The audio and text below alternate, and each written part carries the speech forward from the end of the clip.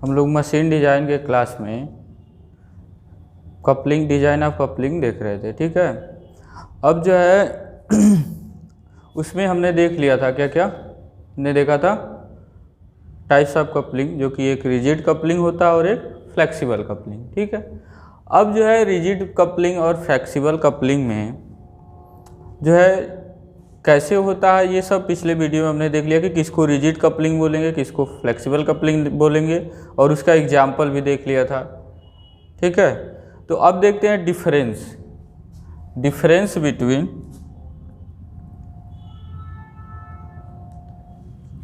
देख लेते हैं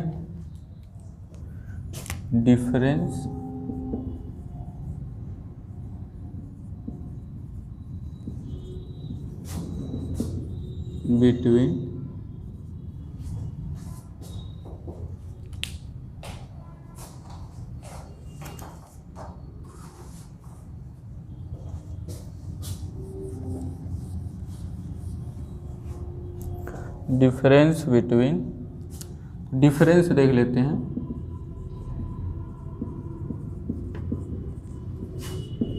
difference between rigid and flexible coupling.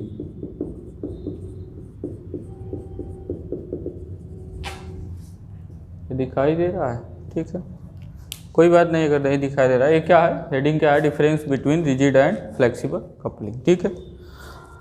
अब जो है इसका डिफरेंस क्या है, मेन डिफरेंस जो है हम डिस्कस करते हैं, आप नोट्स में आपको मिलेगा भी। तो पहला ये है कि रिजिड कपलिंग तभी यूज कर पाते हैं जब एक्सिस के बीच, यानी दो शाफ्ट, हमने बताया था ना कि कपलिंग क्या करता है, दो शाफ्ट को कनेक्ट करता है, ठीक है ना, जो एक इनपुट शाफ्ट होता है और एक आउटपुट शाफ्ट होता है, ठीक है। तो दो शाफ्ट को कनेक्ट करता है, तो दोनों शाफ्ट का एक्सिस जो होगा इसमें प्रिसाइजली अलाइंड होना चाहिए, ठीक है, यानी बिल्कुल एक्यूरेटली अलाइंड होना चाहिए। एक mm का भी 0.5 mm का भी जो है मिसअलाइनमेंट एक्सिस में नहीं होना चाहिए, इतना प्रिसाइजली होना चाहिए। 0.5 0.005 तक का भी नहीं होना चाहिए, इतना प्रिसाइज अलाइनमेंट होना चाहिए एक्सिस में, ठीक है। तो क्या हो सकता, रिजिड कपलिंग तभी होगा जब प्रिसाइज, रिजिड कपलिंग तभी लगा पाएंगे जब प्रिसाइज अलाइनमेंट हो, प्रिसाइज अलाइनमेंट ऑफ एक्सिस। देखिए एक्सिस एक होता है, जब दो एक्सिस हो जाए तो एक्सिस बोलते हैं, ठीक है। तो प्रिसाइज अलाइनमेंट ऑफ एक्सिस होना चाहिए, तभी जो है हम रिजिड कपलिंग यूज कर पाएंगे, ठीक। तो रिजिड कपलिंग उसी के लिए यूज। दूसरा चीज इसमें अगर इसकी बात करें, अगर फ्लेक्सिबल कपलिंग की बात करें, ठीक है, तो फ्लेक्सिबल कपलिंग में मिसअलाइनमेंट चलता है, क्यों, क्योंकि उसमें लगे होते हैं, क्योंकि फ्लेक्सिबल कपलिंग की बात करें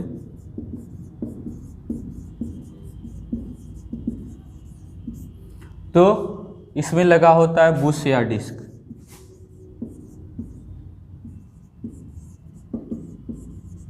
बुश या डिस्क लगा होता है, ठीक है, जिनको फ्लेक्सिबल कंपोनेंट भी बोलते हैं, ठीक है।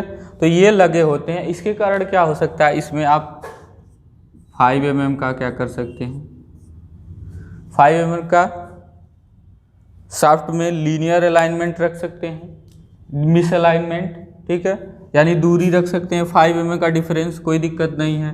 5 डिग्री का एंगुलर मिसअलाइनमेंट भी रख सकते हैं, कोई दिक्कत नहीं है, ठीक है। तो इस तरह से फ्लेक्सिबल कपलिंग यूज किया जाता है इस केस में।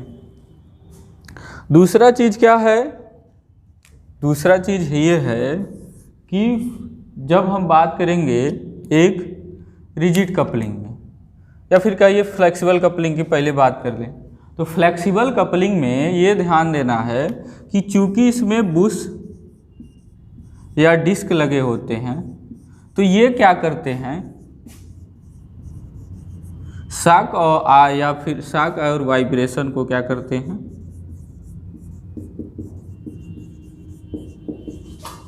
ऑब्जर्व करते हैं, ठीक है,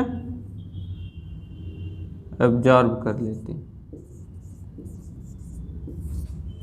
शॉक एंड वाइब्रेशन को ये क्या करते हैं, ऑब्जर्व कर लेते हैं, जिसके कारण क्या हो सकता है कि जो फ्लेक्सिबल कपलिंग होता है, अगर मशीन में शॉक और वाइब्रेशन है तब भी हम यूज कर सकते हैं, लेकिन रिजिड कपलिंग तब यूज नहीं हो पाएगा जब अगर मशीन में वाइब्रेशन और शॉक हो।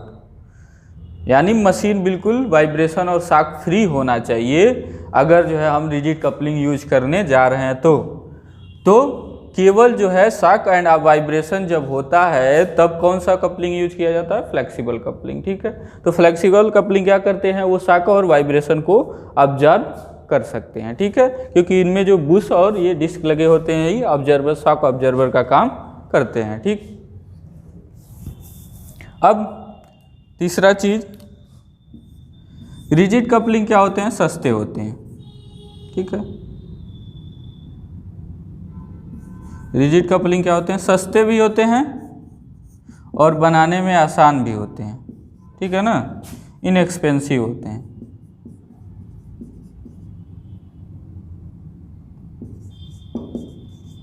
इनएक्सपेंसिव होते हैं और बनाने में आसान होते हैं। वहीं फ्लेक्सिबल कपलिंग क्या होते हैं, महंगे होते हैं और बनाने में उनको ज़्यादा हमको कठिनाई भी आती है, ठीक है। अब इसके जानने के बाद अब देखते हैं डिजाइन, डिजाइन नहीं, पहले देखते हैं मफ कपलिंग होता क्या, उसके बाद उसका डिजाइन देखेंगे।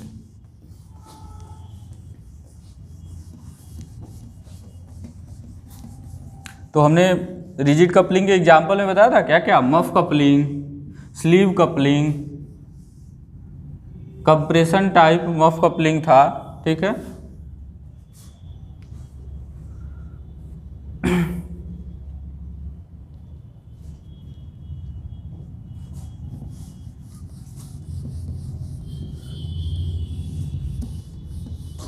तो हमको बेसिकली इसमें रिजिड कपलिंग ही देखना है, जो जैसे फ्लेक्सिबल कपलिंग हो गया, जैसे कि आपका वो था ओल्ड लैम्प्स कपलिंग, वो हमने पहले चैप्टर में देखा था, थ्योरी ऑफ मशीन के।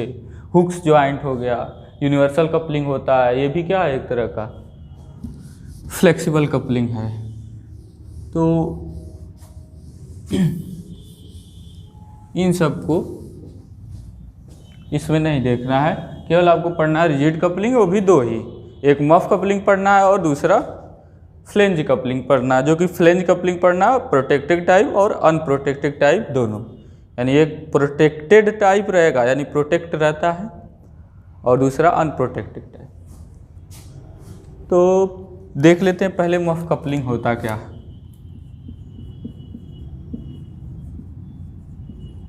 मफ कपलिंग या स्लीव कपलिंग भी बोलते हैं, तीन नाम है इसके, या फिर बॉक्स कपलिंग भी बोलते हैं। क्या बोलते हैं, बॉक्स कपलिंग। तो इसको फिगर से समझते हैं कैसे होता है।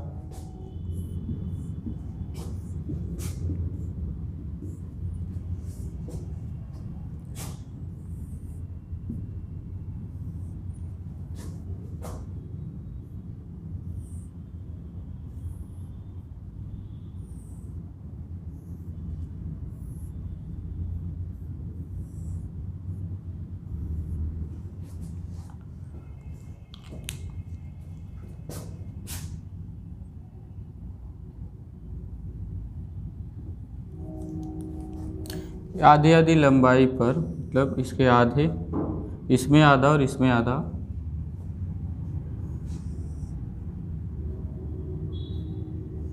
की लगा होता है, ठीक है। और ये की में एक जिब हेड बनाया गया होता है। क्या बनाया गया होता है, जिब हेड, ताकि ये क्या कर सके, इसको हम आसानी से इसमें से निकाल सकें।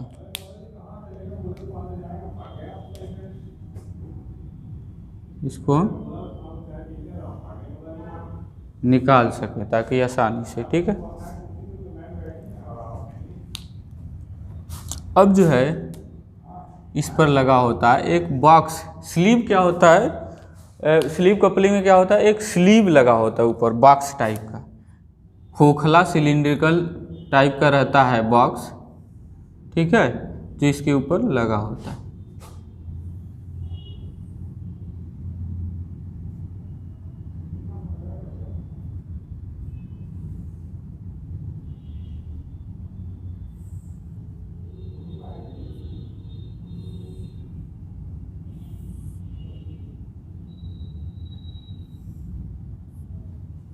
तो इस तरह से लगा होता है स्लीव, इसी को स्लीव बोलते हैं।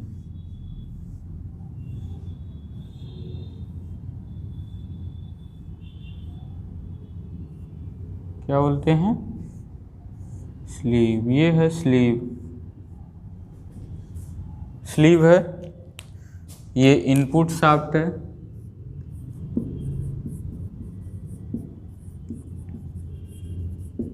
इस पर इनपुट दिया जाएगा, ये आउटपुट शाफ्ट है,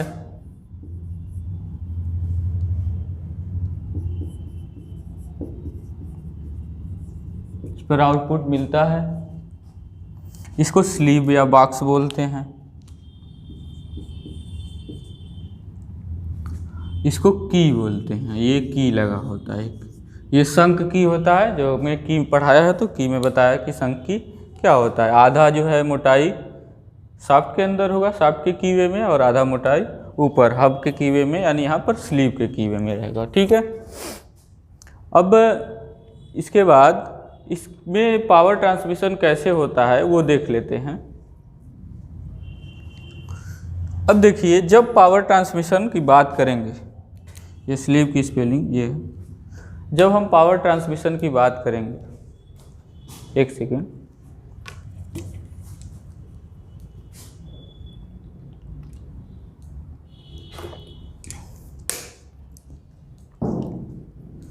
जब हम पावर ट्रांसमिशन की बात करेंगे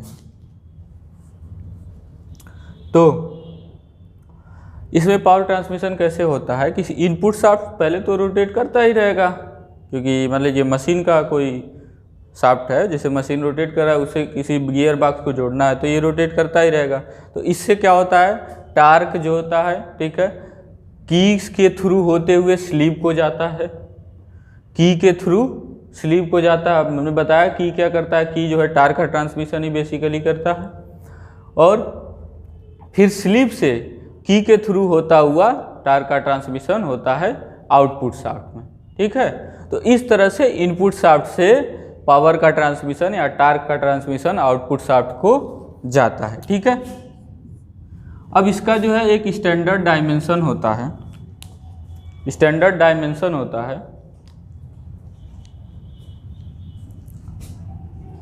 ये कहलाता है स्लीव का डायमीटर, ये कहलाता है स्लीव का डायमीटर, जिसको डी बोलते हैं, और ये होता है 2D+13 mm की, ठीक है ना, जबकि mm में रहेगा। डी क्या है, जहाँ पे डी जो है शाफ्ट का डायमीटर है, डी क्या है, शाफ्ट का डायमीटर mm में, ठीक है ना। तो ये होता है, इसको बोलते हैं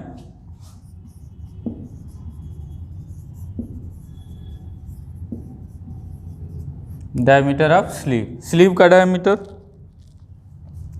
और इसका लेंथ कितना होता है, ये होता है 3.5D, कितना होता है 3.5D। तो स्लीव का लेंथ कितना होता है, लेंथ ऑफ स्लीव बोले, लेंथ ऑफ स्लीव होता है L, जिसको L से डिनोट करेंगे, 3.5D होता है, ये भी mm।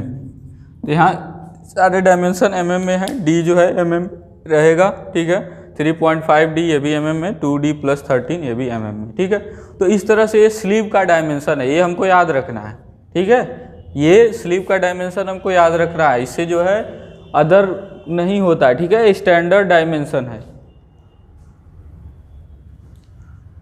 ठीक है। इसको आउटर डायमीटर बोलते हैं, ठीक है, क्योंकि हालो टाइप का है स्लीव, कैसा है, हालो टाइप का, तो इसको आउटर डायमीटर ऑफ स्लीव बोलते हैं, ठीक है। और इनर डायमीटर के लिए शाफ्ट का जो है जो डायमीटर उसी को लेते हैं, ये नहीं कि की का जो है उसमें जोड़ के लेंगे, ठीक है, बस उसी को ले लेते हैं सिंपली। तो outer diameter of sleeve, length of sleeve, सारी चीज़ें हमने देख ली। ये जो है शाफ्ट का डायमीटर, तो इस तरह से होता है, इसको बोलते हैं मफ कपलिंग या स्लीव कपलिंग या फिर बॉक्स कपलिंग, ठीक है। अब इसका डिज़ाइन कैसे करेंगे, इसका डिज़ाइन प्रोसीजर जो है वो कैसे है। अब पावर का ट्रांसमिशन हमें बता दिया कि ये इससे पहले की के थ्रू मफ यहाँ पर स्लीव को जाएगा, स्लीव के थ्रू, स्लीव से की के थ्रू आएगा आउटपुट शाफ्ट को, ठीक है। तो इसको आप बना लीजिए और पूरी तरह से याद कर लीजिए डायमेंशंस। अब जो है हम देखेंगे इसका डिजाइन प्रोसीजर, क्या देखेंगे, डिजाइन प्रोसीजर।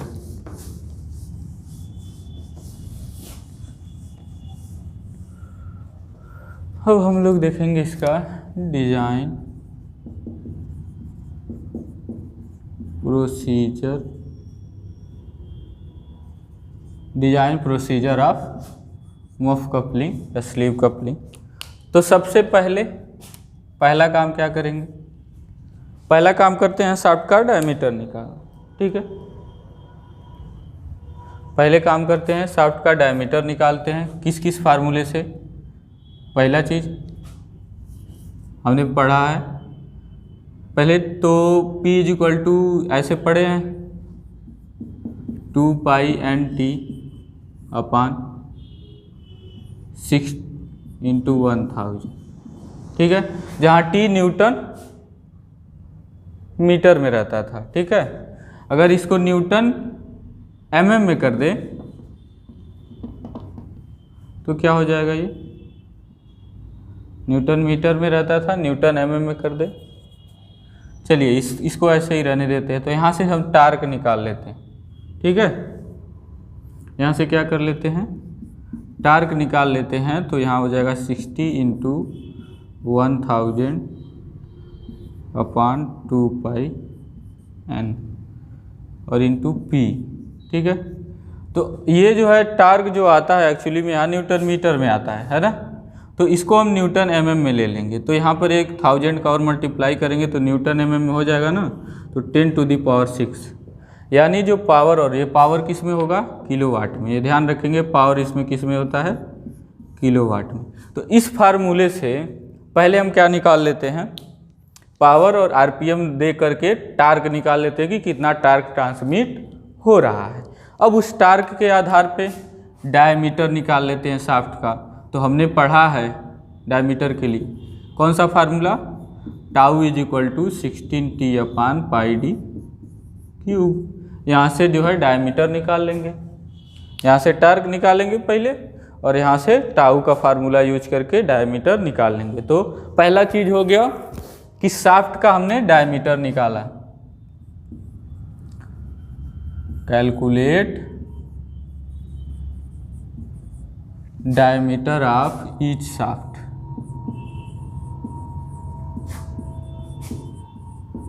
हर एक दोनों शाफ्ट में से, दोनों शाफ्ट का क्या किया हमने पहले, इस फार्मूले से, इन दो फार्मूले से क्या करेंगे, निकाल लेंगे डायमीटर। हम जो है आपको प्रोसीजर करना बता रहे हैं, ठीक है। नोट्स में कैसे लिखना है, मतलब अगर एग्जाम में आए तो कैसे लिखना है, उसके लिए आपको नोट्स देंगे ही, ठीक है। अब दूसरा स्टेप क्या करेंगे, शाफ्ट का डायमीटर निकालने के बाद अब स्लीव का डायमेंशन, स्लीव का डायमेंशन निकालते हैं। तो अभी हमने जो है इम्पेरिकल फार्मूले पढ़े, ठीक है। इम्पेरिकल फार्मूले क्या क्या पढ़े, D = जो स्लीव का आउटर डायमीटर होगा 2D + 13 mm होगा। तो चूंकि हमने D पहले यहाँ निकाल लिया है, तो यहाँ से दूसरा स्टेप में क्या करते हैं, डायमेंशन ऑफ स्लीव, क्या निकालते हैं, डायमेंशंस ऑफ स्लीव।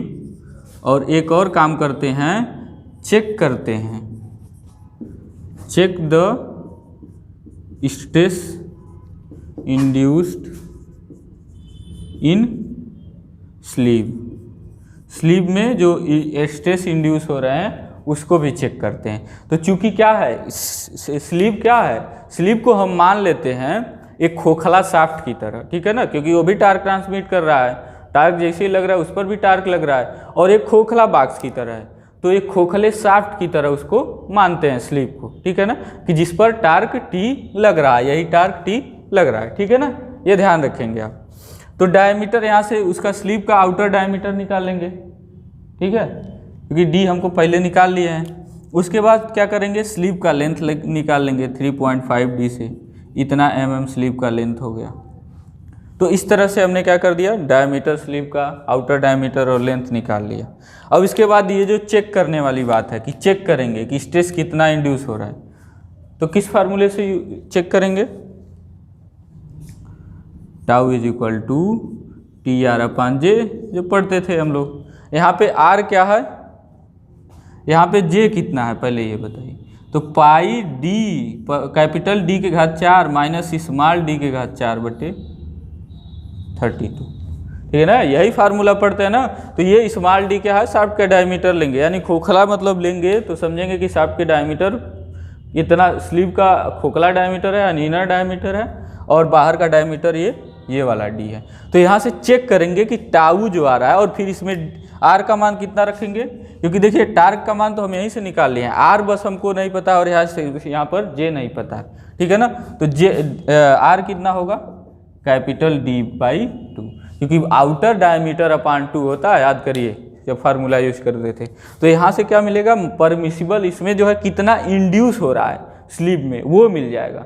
अब क्या करेंगे, जैसे ही वो मिल जाएगा तो एक जो होगा स्लीव का परमिसिबल स्ट्रेस होता है, ठीक है, जो कि दिया रहेगा आपको, तो वो परमिसिबल स्ट्रेस है, या फिर दिया नहीं रहेगा। मान लीजिए आप इंजीनियर, आप काम करने जा रहे हैं, आप तो न्यूमेरिकल नहीं कर रहे हैं, आप जो है एग्जाम नहीं दे रहे हैं, तो वहाँ पे क्या होता है कि आपको पता है कि वो किस मटेरियल का बना है, तो हर मटेरियल का प्रॉपर्टी टेबल आपके पास होता है, तो वहाँ से आप देख लेंगे कि शियर में उसका स्ट्रेंथ कितना होता है। तो वो देखेंगे कि ये जो इसमें जो इंड्यूस हो रहा है, यानी इस फार्मूले से जो आ रहा है, ये उससे कम होना चाहिए, परमिसिबल से कम होना चाहिए, ठीक है।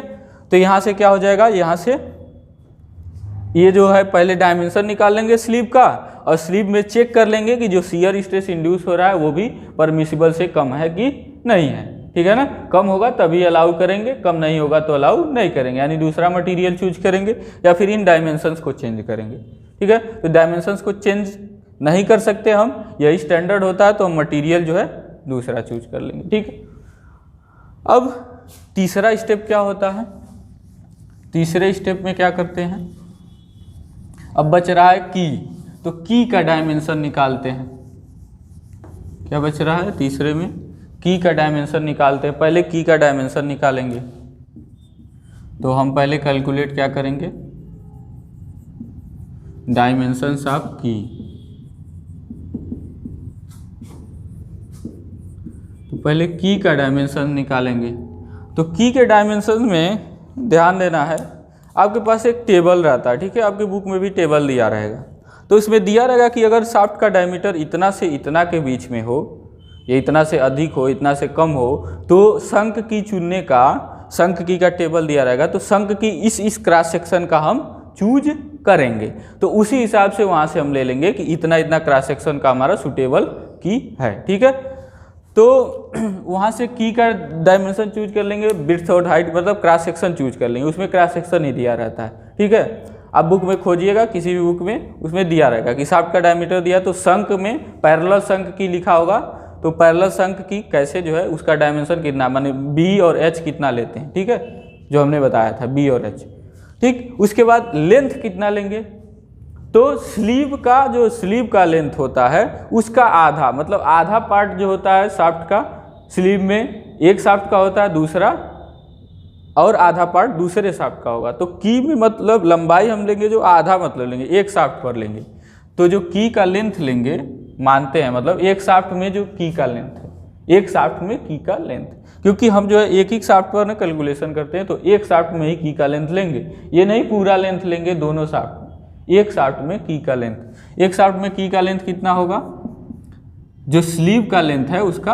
आधा होता है। तो इस तरह से हम निकाल लेंगे लेंथ भी। तो इस तरह से लेंथ निकाल लेंगे और टेबल से क्या ले लेंगे, बी और एच ले लेंगे टेबल से, फ्रॉम स्टैंडर्ड टेबल बी और एच ले लेंगे। ठीक है, अब जैसे ही ये बी एल और एच तीनों मिल गया, उसके बाद क्या कर लेंगे, जैसे ही बी एच और एल मिल गया उसके बाद सी, इसका भी जो है कितना स्ट्रेस इंड्यूस हो रहा है इसमें फार्मूले से देख लेंगे।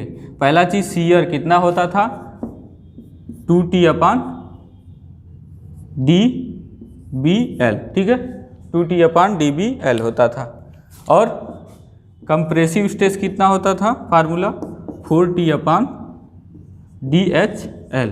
तो इन दोनों फार्मूले से देख लेंगे कि की में कितना सीयर इंड्यूस हो रहा है, कितना कंप्रेसिव स्ट्रेस इंड्यूस हो रहा है। अब इसका की का एक परमिसिबल सीयर स्ट्रेस और कंप्रेसिव स्ट्रेस होगा, तो ये ध्यान देना है कि जो ये इंड्यूस हो रहा है वो परमिसिबल से टाउ परमिसिबल की के लिए और सिग्मा परमिसिबल की के लिए, ये दोनों क्या ये वाले जो आ रहे हैं वो इनसे क्या होने चाहिए, कम होने चाहिए, ये ध्यान देना है। ठीक है, तो इस तरह से इन 3 स्टेप में आपका जो है पूरा डिजाइन मफ कपलिंग का कंप्लीट हो जाता है। ठीक है, तो इस तरह से आपको नोट्स भी दे दिया जाएगा, आप लोग लिख लेंगे और इस तरह से डिजाइन, अब इस पर न्यूमेरिकल भी करा दिया जाएगा। ठीक है, तो आप लोग निश्चिंत रहिए। अब मिलते हैं नेक्स्ट वीडियो में, तब तक के लिए थैंक यू।